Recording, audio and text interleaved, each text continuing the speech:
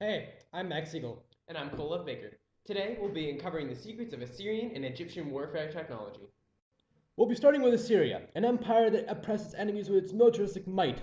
Assyrian warfare introduced two groundbreaking techniques: the cloud of arrows combined with the cavalry charge, and the Assyrian siege. The cloud of arrows is a technique of gathering many archers into one mass in front of the enemy and shooting arrows at a 45-degree angle into the air, literally creating a cloud of arrows that can effectively wipe out both infantry and horses. These clouds of arrows were alternated with cavalry charges and infantry flanking.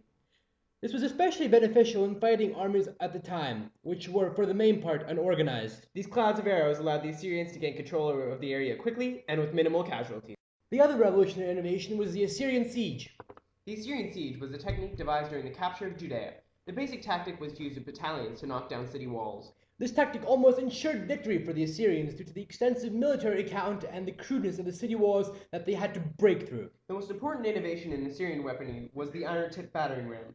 These massive siege engines were large, man-powered carts with pointed iron tips. Battering rams were used to bring down the mud or brick walls of cities which were otherwise unpenetratable. These three innovations gave way to a new generation of military tactics.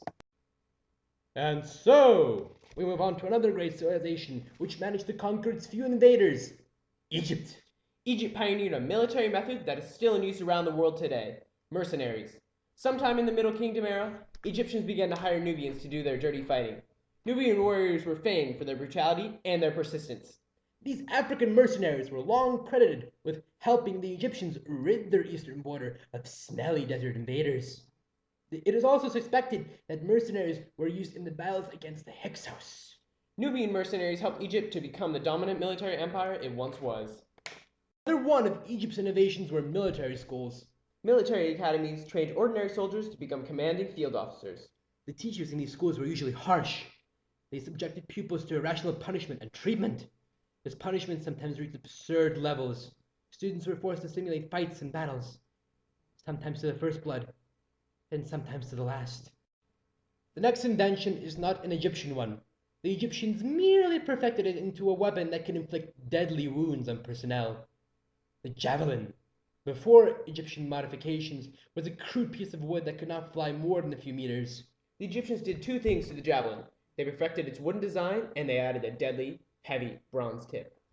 After the Egyptians adapted it, the javelin could fly far more than 20 meters and still move at a deadly speed. The javelin was especially damaging to unarmored infantry.